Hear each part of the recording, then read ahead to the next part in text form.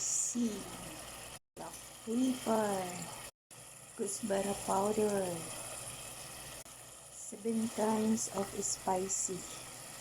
Ayan. Nahuli na ang turmeric. Lagyan natin siya ng salt.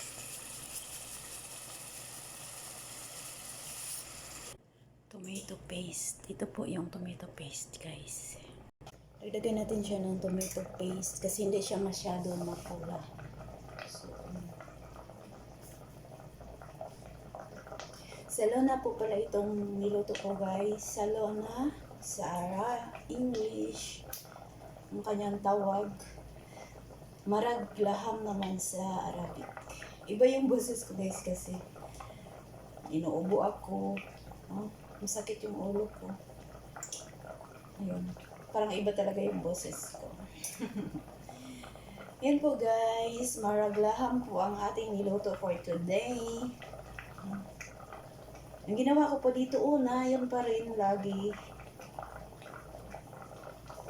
Naggisa ako ng onions at saka garlic. Tapos nilagay ko yung karne. Pagkatapos nilagyan siya ng mga ingredients. Tapos yung tomato blend. At saka ito, tomato paste.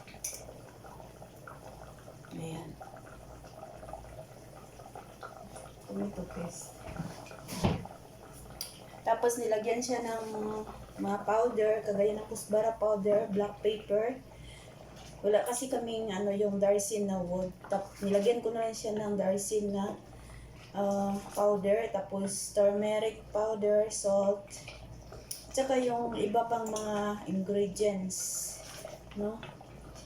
So, hindi ako maglagay dito sa minsan lang ako nagalagay sa black lemon na powder kapag minsan kasi ayaw kasi ng amo ko ng black lemon powder. Nilalagyan ko lang ito siya ng yung black lemon circle. Mamaya na siya pagluto na. Mamaya ko na siya lalagyan ng black lemon na circle pagluto na siya. So yun, guys, depende pa rin sa amo nyo kung ano ang gusto nilang mga ingredients na ilagay. Ito po ay tinatawag na marag laham sa Arabic. Ang ilagay ko po dito is carrots, patatas, kusa, at saka kung meron kayong mga ibang mga gulay na pwedeng ilagay, pwede rin ninyong ilagay. Ayun, depende pa rin sa amo nyo, guys, kasi kung sa iba naman ay pwede naman lagyan ng talong, no? Maraming mga guys, kung anong mga gusto ng mga amo nyo, so pwede lang siya. So yan po, guys, nilagyan ko na po siya ng tubig. So dadagdagan natin siya ng tubig kasi para maluto yung karne. Pag maliit lang kasi ang tubig, siya, yun. Para maluto yung karne talaga, guys. So pag malambot na yung karne, saka natin ilagay ang carrots, patatas, at saka yung kusa. Kung meron kayong beans, kagaya ng yung beans, ano bang tinatawag? Yung green beans, yun, masarap din yun dito. At saka yung broccoli na cauliflower pala. Yung cauliflower. Yes, lahat naman ng mga gulay ay pwede ilagay dito sa marag. Kaya lang wala kami. Ang nandito lang is patatas, kusa, tapos lagyan ng bell pepper. No? Mamaya ko na siya ilagay, guys. Ito yung kasi dalawa lang kasi yung amo ko eh. Ayan, ilang piraso lang yung karne. Ito po ang ilalagay natin sa ating marag, guys. Ito po yung patatas. Tapos nilagyan ko siya ng atsal, bell pepper in English. Potato naman sa English ang patatas. So, ayan po ay carrots. Hindi natin alam kung ano sa Pilipino ang carrots ang tawag, di ba? Kasi kadalasan naririnig natin pag yellow na, yun ay carrots. Carrots sa English yan. Ito naman ang kusa. Ito yung tinatawag na kusa, yung parang maliliit na upo sa Pilipinas. No, ito yung tinatawag na kusa. So, yan siya, guys, ang ilagay natin sa ating marag laham. Ayun, guys. Pag malambot na yung karne, ilagay na natin siya. Pero hanggang ngayon ay matigas pa yung karne. Pag malambot na yung karne, saka natin ilagay ang unahin natin itong carrots kasi matagal yan siya maluto bago yung mga gulay na iba. So, Ito po yung rice. White rice, guys. Ayan ang partner sa marag. Ang white rice. Ayun. Ganyan lang siya, guys. Inalisan ko na siya ng tubig. Tapos binalik ko lang dito sa jider o calderi. Tingnan natin ang marag. Ayan. Hindi pa kasi luto ang karne, guys. Hintayin muna natin. Pero nilagay ko na yung carrots. Ayun, ang carrots.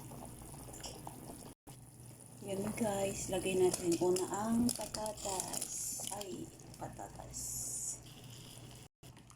Kasi malambot na yung karne. Lambot na pong karne, guys. Ayan. Carrots at patatas. Maya-maya na yung kusa at saka yung atsal. Yan lang muna. Diba? Ayan, ilagay na natin ang kusa. Ayan ang kusa, guys. Parang opo na maliliit.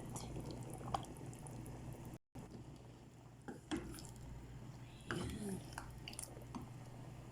Ayan siya. Marag. So, mamaya, pag maluto na yan siya, guys, mag-i-sticky. Parang kunting mag-sticky siya. Ngayon, parang marami pa siyang tubig kasi bago pa natin nilagay yung gulay. So, mamaya, mag-i-sticky yan kunti. So, aalisin na natin. Ito yung pang-last natin ilagay sa marag. Pag maluto na yung gulay, lahat doon yung kusa, patatas, at saka yung pa doon, karne.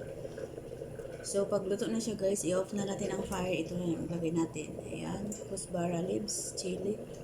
Ito yung atsal, at saka ito yung sinasabi kong black lemon. So, saka na ako maglagay dyan pag maluto na talaga silang lahat. Yung aalisin na natin ang yung gulay at i-off na natin ang apoy. So, yan ang ilagay ko sa last.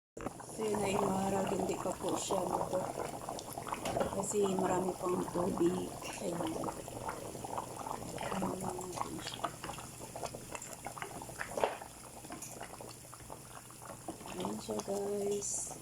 Maya-maya ay pagkaluto na talaga niyan, yung parang sticky na siya konti. Saka natin yan siya ilagay. Yan ang ilagay ko.